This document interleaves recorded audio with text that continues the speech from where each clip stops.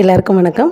இந்த வீடியோவில் நம்ம முருங்கைக்காயில் உள்ளே இருக்கிற அந்த சதையை மட்டும் வச்சு சூப்பரான டேஸ்ட்டில் கூட்டு எப்படி செய்கிறதுந்தாங்க இந்த வீடியோவில் நம்ம பார்க்க போகிறோம். இதுக்கு வந்து நான் 3 கட்டு அளவுக்கு முருங்கைக்காய் எடுத்திருக்கேன். இந்த சைஸில் கட் பண்ணிக்கலாம்.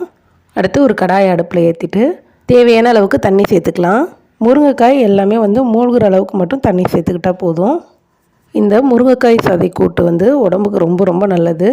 சின்ன குழந்தைங்களாம் வந்து முருங்கைக்காவை விரும்பி சாப்பிட மாட்டாங்க. நம்ம இந்த மாதிரி செஞ்சு கொடுக்கும்போது குழந்தைங்க எதையுமே வேஸ்ட் பண்ணாமல் நல்லா விரும்பியும் சாப்பிடுவாங்க. இப்போ கட் பண்ணி வச்சுருக்க எல்லா முருங்கைக்காவையும் சேர்த்துட்டு இதுக்கு தேவையான அளவுக்கு உப்பு சேர்த்துக்கலாம். ஒரு 1/2 டீஸ்பூன் அளவுக்கு மஞ்சத்தூள் இது எல்லாத்தையும் சேர்த்துட்டு மூடி போட்டு இது நல்லா கொதி வரட்டும். அது வரையும் மூடி போட்டு வைக்கலாம். மூடி போட்டு வச்சா 5 நிமிஷத்துலேயே நமக்கு நல்லா கொதி வந்துடும். இப்போ மூடி ஓப்பன் பண்ணிவிட்டு ஒரு கரண்டியால் அடிப்பக்கத்தில் இருக்கிற முருங்கைக்காயெல்லாம் வந்து மேல் பக்கமாக வந்து நம்ம கிளறி விட்டுக்குவோம். அப்போ தான் எல்லாமே வந்து ஒரே மாதிரி வெந்து வரும். நமக்கு முருங்கைக்காய் சீசன் டயத்தில் பார்த்திங்கன்னா விலை ரொம்ப மலிவாக தான் கிடைக்கும். அந்த டயத்தில் நம்ம இந்த மாதிரி செஞ்சு கொடுக்கலாம். முருங்கைக்காயெல்லாம் நல்லா கிளறி விட்டுட்டு மூடி போட்டு ஒரு 10 நிமிஷம் மீடியம் ஃப்ளேம்லேயே வந்து இது வேகட்டும். அதுக்குள்ளே வந்து நம்ம இந்த கூட்டுக்கு தேவையான பொருட்கள்லாம் என்னென்னு பார்த்துடலாம். இந்த கூட்டுக்கு ஒரு மசாலா அரைக்கணும். அதுக்கு வந்து ஒரு துண்டு அளவுக்கு இஞ்சி, 4-5 பல் பூண்டு, 1 டீஸ்பூன் சோம்பு, 5லேருந்து 6 வரமிளகாய். மிளகாய் தூள் எதுவுமே வந்து இதுக்கு சேர்க்க போகிறதில்ல. இந்த மிளகாயோட காரம் தான். நம்ம காரத்துக்கு தகுந்த மாதிரி கூட குறைய கூட சேர்த்துக்கலாம். அடுத்ததாக ஒரு தேங்காயில் பாதி அளவுக்கு வந்து நான் கீறி வச்சுருக்கேன். இது எல்லாமே வந்து அரைக்கிறதுக்கான பொருள். அடுத்து இந்த கூட்டை தாளிக்கிறதுக்கான பொருள் என்னென்னு பார்த்துடலாம். 2 சின்ன சைஸ் தக்காளி, ஒரு பெரிய வெங்காயம், 2 பச்சை மிளகாய் இது எல்லாத்தையுமே வந்து கட் பண்ணி எடுத்து வச்சுருக்கேன். இப்போ இது எல்லாத்தையுமே ரெடியாக எடுத்து வச்சுக்கலாம். 10 நிமிஷம் ஆயிடுச்சு. முருங்கைக்காய் வந்து வெந்துருச்சான்னு பார்க்கலாம். முருங்கைக்காயெல்லாம் வெந்துருச்சான்னு பார்க்குறதுக்கு கரண்டியால் முருங்கைக்காய் ஒன்று எடுத்து இந்த மாதிரி நசுக்கி பார்த்தோம் அப்படின்னா நல்லா நசுக்க வரணும். இப்போ இந்த முருங்கைக்காய் எல்லாமே வந்து நமக்கு நல்லா வெந்துருச்சு. ஸ்டவ்வை ஆஃப் பண்ணிவிட்டு இது எல்லாத்தையுமே வந்து ஒரு பிளேட்டில் மாற்றிக்கலாம். முருங்கைக்காயில் தண்ணி எதுவும் இல்லாமல் இந்த மாதிரி நல்லா இருத்துட்டு அதுக்கப்புறம் எடுத்துக்கோங்க. இப்போ இந்த முருங்கைக்காவை நல்லா ஆற விட்டுறணும். ஃபேனுக்கு அடியில் ஒரு 5 நிமிஷம் வச்சோம் அப்படின்னா நல்லா ஆறிடும். இந்த முருங்கைக்காய் வேக வச்ச தண்ணியை வந்து கீழே ஊற்றிடாமல் ஒரு கிண்ணத்தில் மாற்றி வச்சுக்கோங்க. இதுவும் வந்து நமக்கு தேவைப்படும். முருங்கைக்காய் ஆறி வர்றதுக்குள்ளே நம்ம மசாலாவை அரைச்சிட்டு வந்துடலாம். மிக்ஸி ஜாரில் நல்லா குறைன்னு அரைச்சிக்கோங்க. நைஸாக அரைக்கக்கூடாது. இப்போ முருங்கைக்காய் நல்லா ஆறிடுச்சு. இப்போ இந்த சதையை மட்டும் நம்ம தனியாக எடுக்கணும். முருங்கைக்காவை இந்த மாதிரி பிரித்து விட்டோம் அப்படின்னா அழகாக வந்து விரிக்கி வரும். இப்போ ஒரு ஸ்பூன் எடுத்துக்கலாம். ஸ்பூனால் இந்த மாதிரி வலிச்சு விட்டிங்க அப்படின்னா அழகாக அந்த சதை மட்டும் வந்து நமக்கு தனியாக வந்துடும்.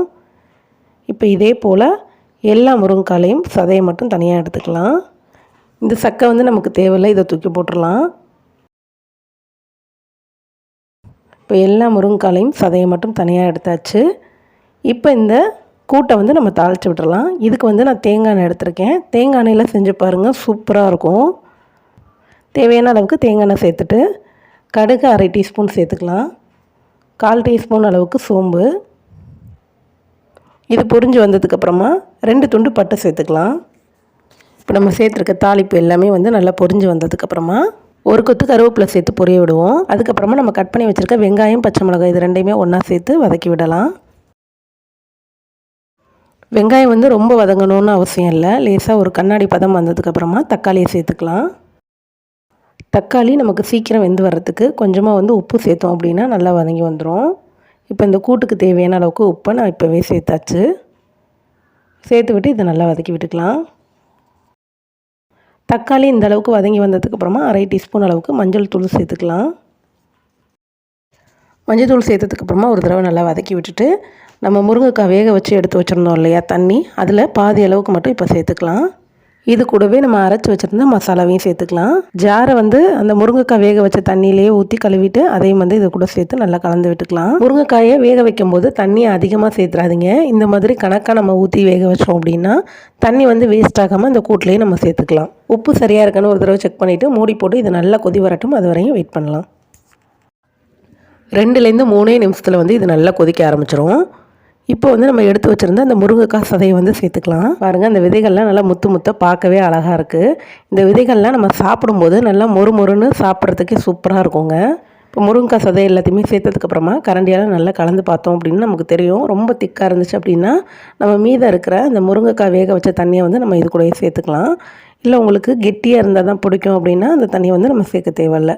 எனக்கு வந்து ரொம்ப கெட்டியாக இருந்துச்சு. அதனால் நான் மீதம் இருக்கிற அந்த தண்ணியும் சேர்த்து நல்லா கலந்து விட்டுட்டு இப்போ இதெல்லாம் வந்து ஒன்று சேர்ந்து வந்து நமக்கு நல்லா கொதிச்சு வரணும். மூடி போட்டு ஒரு 2 நிமிஷத்துக்கு மட்டும் நல்லா கொதிக்க விட்டுக்கலாம்.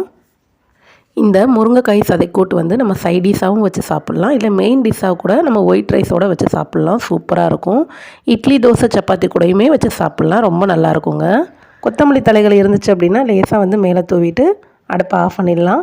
அவ்வளோதாங்க. ரொம்ப ஆரோக்கியமான சுவையான முருங்கைக்காய் சதைக்கூட்டு எப்படி செய்கிறதுன்னு இந்த வீடியோவில் நம்ம பார்த்தோம்.